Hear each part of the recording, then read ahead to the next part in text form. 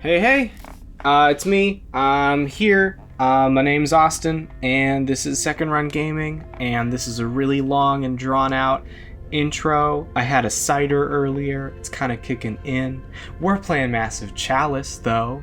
That's the real news. And we're deploying into the Chalice with our vanguard to fight some beans. The seeds, they're called seeds, but they look like beans to me. And I like to use bean as a term of endearment in general as a word, and so they're beans now. There's a So I'm gonna call stillness them to beans. the air right Deal with before battle, like the world is taking a deep breath. Now knock the wind out of them. I love Double Fine. I've been playing Double Fine games ever since I was a little kid with Psychonauts, and Brutal Legend as well. I love the comedy. Hunter. Attacking at close range is good, but attacking from afar, where one can think and plan, is better. If you listen closely, you might be able to hear your group leaving you behind as you line up that perfect shot. Actually, the hunter will be in front of the group, stealthily scouting ahead. Is that what they say they're doing? I love the double personality with the Chalice because they're always mostly just bickering at each other instead of actually giving me any sort of helpful information. Anyway, I forget what these are called, but they suck. They are large, nebulous creatures that if they get close to you, explode. So you want to kill them. They're called ruptures because the name is literally right there in front of my face. But what I'm more focused on is the fact that it's a 91% shot. So Kurt is going to shoot him with his special ability, follow-up. So if you hit your first shot in a follow-up ability, you get to shoot again for like slightly reduced damage, and it's wonderful.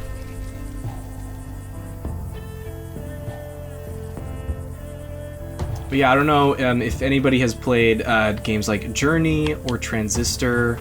The art style and the music in this game really remind me of those, and I don't know. It's this weird thing of like as games become more engrossed in like pop culture, like the graphics and in general like the budget for things gets so much larger that everything looks really cinematic and beautiful and realistic. But I really have a soft spot for games that go out of their way to, oh god damn it. It's fine. That's what ruptures do. They'll explode into a corrosive mess of pain and suffering. It's okay. Even in death, they still hurt their enemies. Now the cool thing is, aside from Katrin, Disconcerting. who's of course been hurt the most in this scenario so far, everybody else is kind of expendable because I haven't yet picked whatever third keep is gonna, be in my little group, like what family is gonna inhabit that. It's kind of, at least in both of the playthroughs I've done with Massive Chalice before this, which I did back in 2015 when this came out, and then in 2000, I want to say maybe 17 or maybe even 16, so it's really been a long time since I've played this. I was able to build 3 keeps before I ran out of time or just kind of space, at least in the early game. I think I might have built a 4th keep like way later, and I might try and do that again. But usually it's like 3 families kind of make up the bulk of your like vanguard. And so we've got the Raidens and we've got the Lius, and then we've got one more family that will probably be able to kind of bring into the fold. So out of these 4 families, as far as units are concerned, only one more of them is really going to be super important to kind of cultivate and work with. I'm not saying that for any specific reason, but if one were to not survive, it would honestly just make my decision-making process easier. So, it's okay. So we've got knockback. It's a low damage attack, but it knocks back and stuns enemies, which can be really helpful, especially because he's like, well, he's not actually directly behind. And I wish that he kind of was directly behind, because that's really not going to help me at all. Fuck. It's fine. I'm going to see if my alchemist can, like, throw a wildly inaccurate flask. Fingers crossed. See? Yeah. But still helpful. Did some form of damage. And yeah, I can't sprint all the way over there.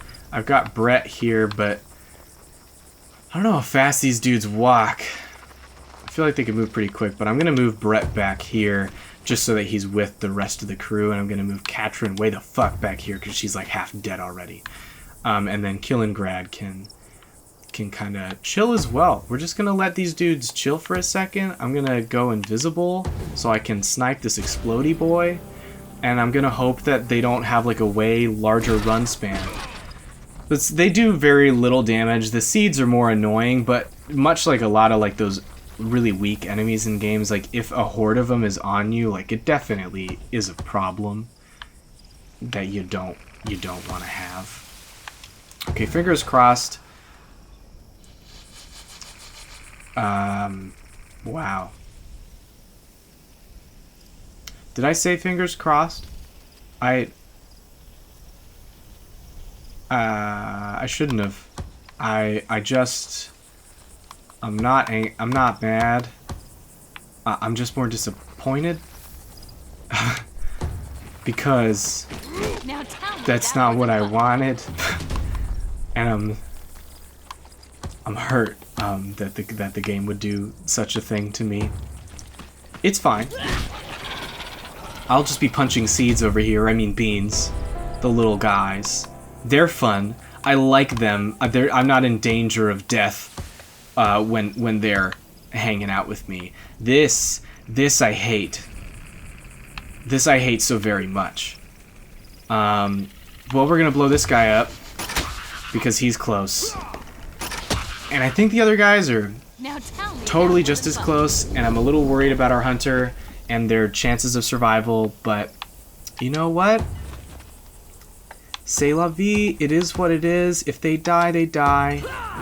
It's early on. It'll be okay. Or it won't be. It might suck.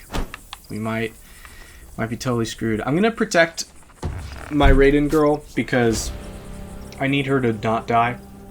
I really need her to not die. Hey! Oh, thank God. Thank goodness. Okay, so far so good. I'm gonna focus on kind of getting her as much experience as I can, just because I know that she has a family that she's gonna go home to, and everybody else is basically orphaned until they have a keep. So they might get there, but they also just might, die. Anyway, not to be real sad, but yeah.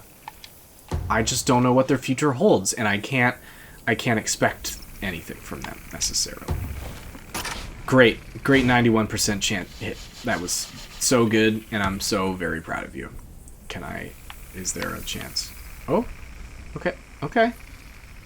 I'll do it. I don't care. That's better. Oh yeah. So those little red puff things, I hate them. Genuinely, I hate them because you think, oh cool, that's something that can really help me out because I can use those to like combo off the enemies. But what really happens is that they combo off of you, and then they blow your guys up, and it sucks because you think you can live, but then you realize your alchemist has literally only 8 health, or your bow person has 14, and it just is about to lose. Oh God, all of it. Yeah. As you can see, the health. Oh. It goes so quick. But Kurt is alive. He's not yet dead.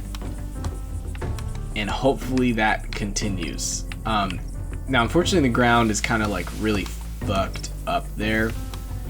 And so I don't really want to move that direction. So I think we're going to try and explore a little bit this way. See if there's enemies over here. Fingers crossed there are. Fingers crossed they're not across the lava pool. Because I don't want that. And we're just gonna walk around the whole map instead.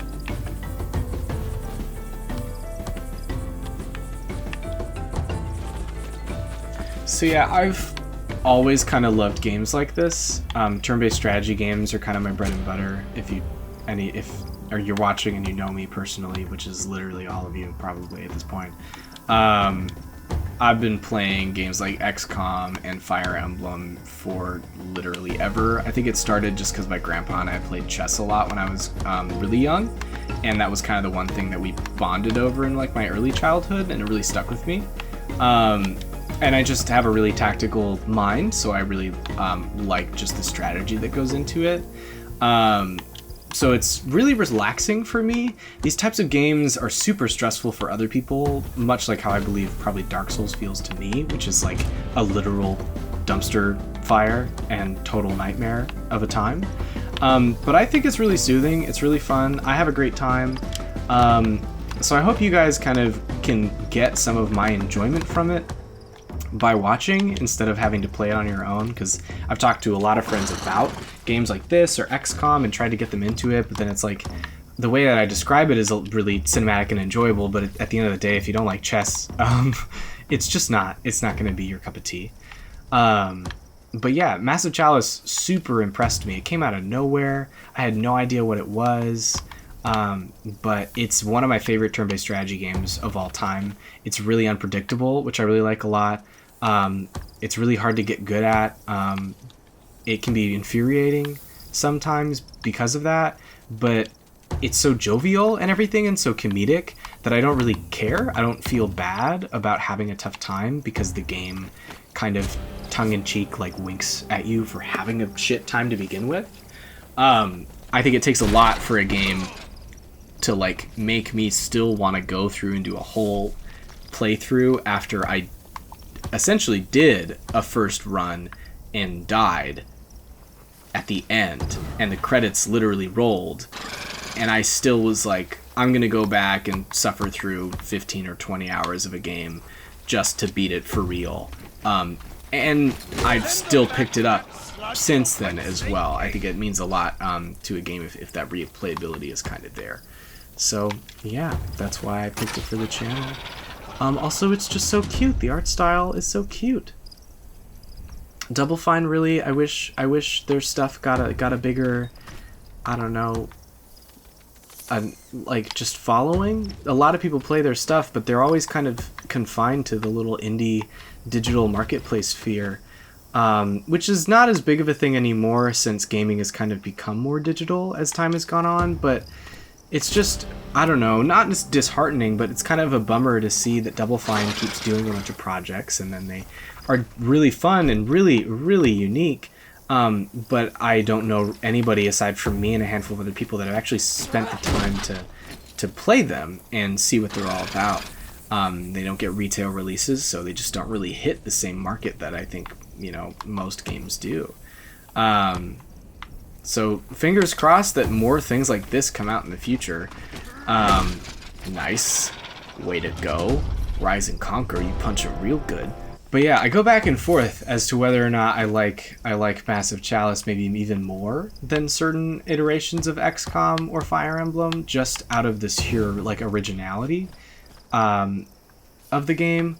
But also, it is so original, and that is kind of the downside of Double Fine sometimes, is that they get so focused on making a game unique that it isn't always the most approachable. I have to both love chess and city sims to enjoy this game on a mechanical level, and if I don't like both of those things, not just one, but both of those things, I'm gonna have a genuinely shit time, which is a big ask. Those are both very great genres, but they both have cult followings, and they're usually a different cult, so it's a tough thing to kind of marry. And I respect the fact that they did it, but I do think that that's one of the reasons why it's not as popular as it probably could have been. But it's cool. It allows me to pretend like I'm still my high school hipster self, discovering shit that nobody else knows about. Maybe everybody that's watching this has already seen and played Massive Chalice. Please feel free to tell me in the comments how much of a total dunce I sound like right now, gushing about how I'm the only person that I know that's played Massive Chalice. If you have played Massive Chalice and you have stories, please tell me. I want to talk to other people about this game. It's so good, but also so frustrating. It makes me cry. I may cry on this channel if I lose enough people, but not today. because all of our people are actually alive, and I'm genuinely kind of surprised. Outstanding. Well, hell yeah. Killingrad, Brett, Kurt, Katrin, and Tyler, thank you so much. Specifically, Katrin, you did take out 4 of those little dudes. So, solid shit right there. You also noticed we had that little +1 diamond on two of those guys. I totally forgot to upgrade their shit, but we can go in and check the hero roster and give them upgrades there. So we have backed off the cadence, and the research time has been reduced for the Sage Rights Guild. So I'm going to visit the capital real quick, because we, one, have new updates in the research stuff. Since we know who Ruptures are now, we can create Carapace armor, which is like a weird knockoff of the Rupture, and then we can also do Ramcap Cabers, which, same deal, kind of use Rupture technology, but are harnessed by the Chalice and their heroes. Okay, so Katrin has a skill available. So this is the skill tree. I don't think we've seen it yet, but basically at every level, well, every other level, there's stuff you can do. So she just got to level 2, so she can only unlock charge, but in the future, she can go one of 2 paths at level 4, and then at level 6, and again at level 8, and finally at level 10. So if a member of the Vanguard does level up and survive long enough to reach level 10, they can be pretty damn powerful. But getting somebody to be alive for that damn long, go through that many missions, is quite a feat, and will probably happen at least once, but probably only a handful of times at most. Alright, a couple more years, we'll have that Sage Rights Guild. It's growing in that top corner. I can see you. Whatever you're doing over there, you're doing a good job. So, a new Sage Rights Guild has been built. So remember, Sage Rights forsake combat for their pursuit of knowledge, and your hero's intuition will greatly influence their rate of research. So it's not just the old elderly folk that we want to put in there. It's specifically just units that I don't feel need to be in battle and are really intelligent and intuitive and can help our research efforts. It's super important. It's arguably more important than combat.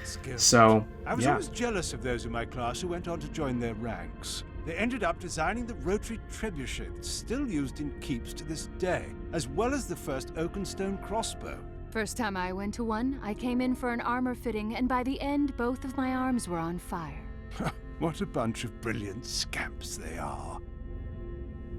So we have 3 vacancies right now. And we really, again, we're pretty fucking light on units, so I want to be kind of careful with who we throw in here. But Althea is a really, really good possibility. She's already in her 50s. She fought with us in the first battle, but if you remember, she really has some negative traits, and I hate the Reveler personality bit. It really can fuck things up in combat. So she's definitely, especially because she has the most intuition, is going to be inducted into the Sage Rights Guild. Now, Sage Right induction. So induction into the Sage Rights Guild is an honor and a commitment of the highest order. A Sage Right must break ties with family, house, and relics. Only death may escort a Sage Right from study. So, are we sure that Althea Durapau is the first member of the Sage Rights Guild? I would say, hell yeah. First of many, I hope. So now she just goes by A Althea. hard thing to leave, but I always found the thrills of inquiry and invention to be worthy substitutes. Just don't get carried away with appointments. Sage Rights can never return to battle. And last I checked, we still need heroes to win this war. So it's pretty weird. It's very kind of solemn in a way, because it's like they do throw away their family name. They're a part of their lineage still, but they're not a part of their family. Any relics that they had or that their family has no tie to them. They just go by their first name. Usually, especially if you appoint a Sage Right when they're really young, like I do not remember what house they are from. They're just there for research. I'm thinking of maybe having 2. It's tough though. Killingrad and Sophidia are both in their 50s as well, and so I just don't know how long they are really gonna kind of be around. And I already have a keep that has caberjacks, so I feel like their likelihood is just I wish that I could do something with them, but I think that Sophidia Calardin is going to be our other sage, right? Yeah. I'm going to stay with just 2 because we really don't have a lot of people right now and shit can really hit the fan. So now we can build a crucible, or we can build another keep, get a 3rd family line going, or get some training under our belt.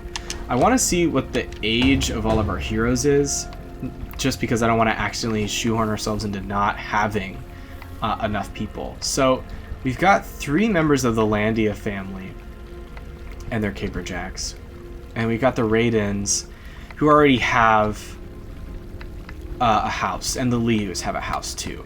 We don't have a keep that has alchemists, and we've only got 1 alchemist available, which is Tyler.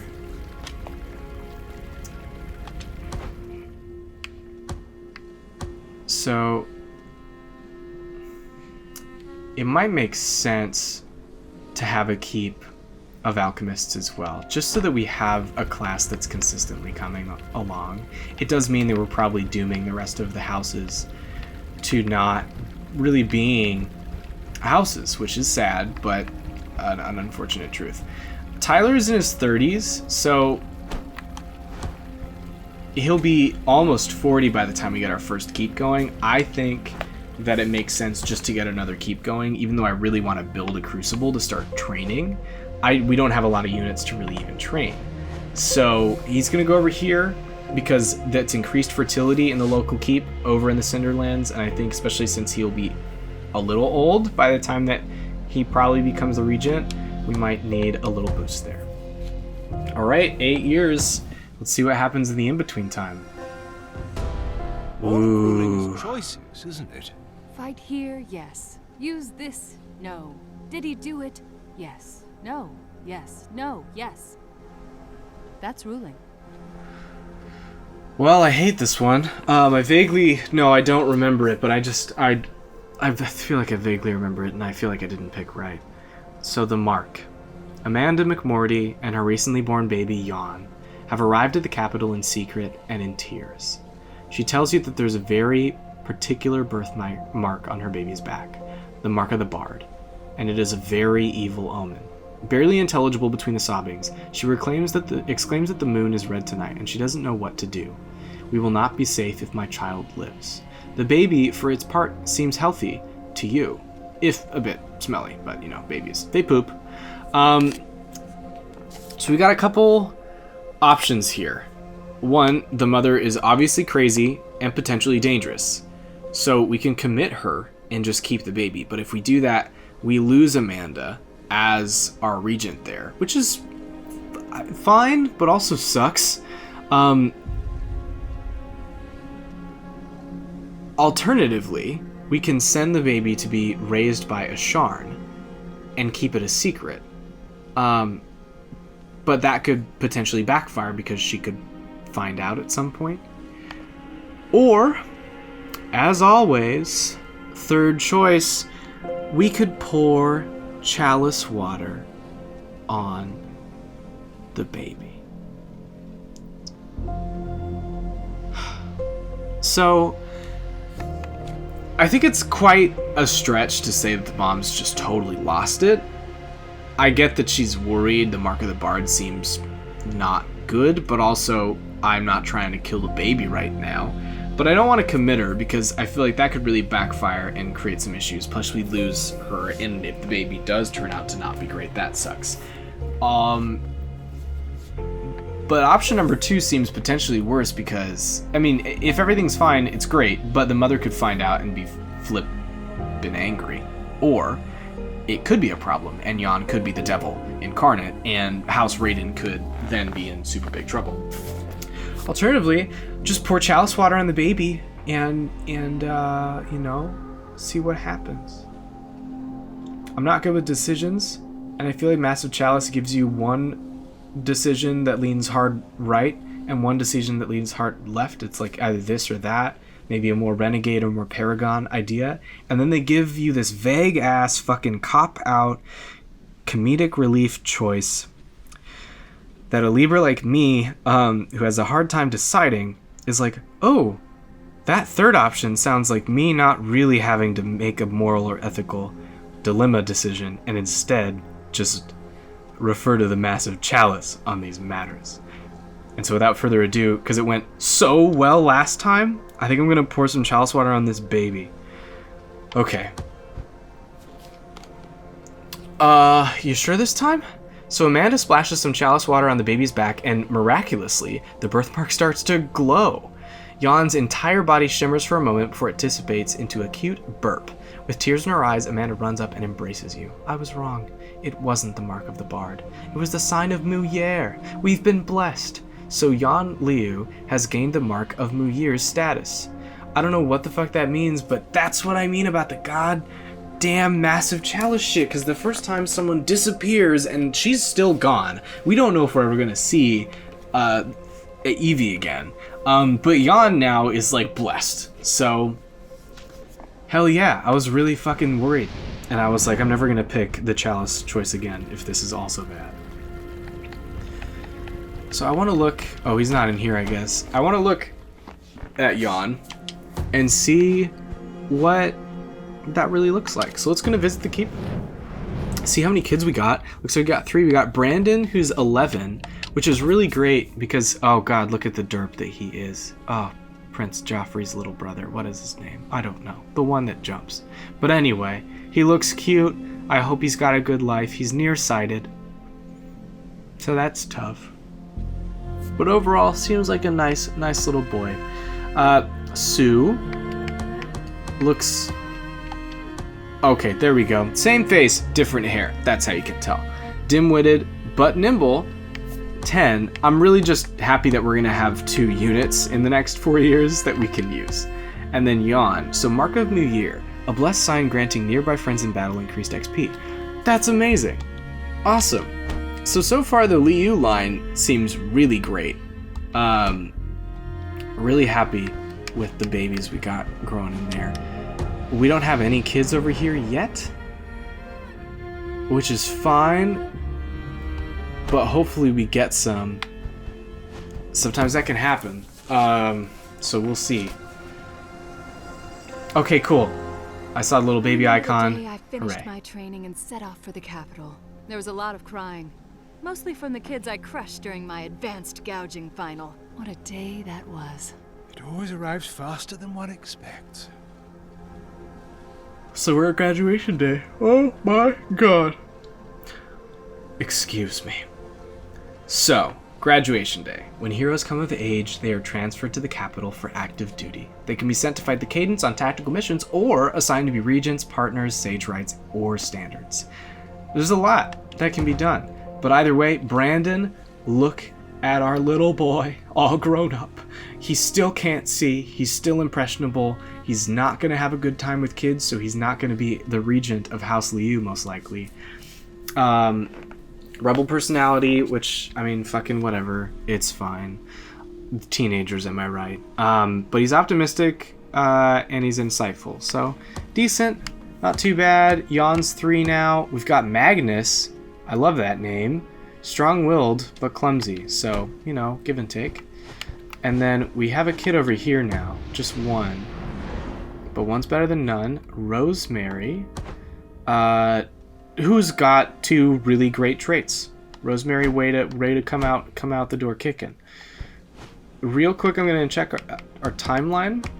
Because it looks like we may have experienced our first death on the same... Oh, slightly different year. Oh, goddamn. That's... I'm sad.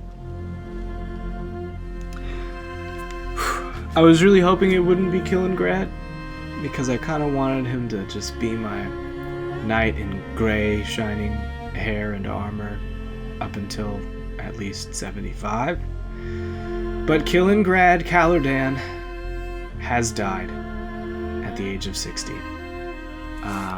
He leaves behind no kids, 1 sibling who is a sage right, which means that the Caladan line, those wolves with the chains on the side and what appears to be a flame, that I picked at the very beginning before accidentally randomizing the rest of my families has come to an end.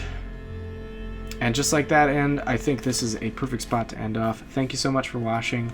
If you like this massive Chalice playthrough and want to see more of it, feel free to let me know in the comments. I'm just going to keep doing it anyway, so it doesn't really matter, but I would love to hear your feedback, and see you next time.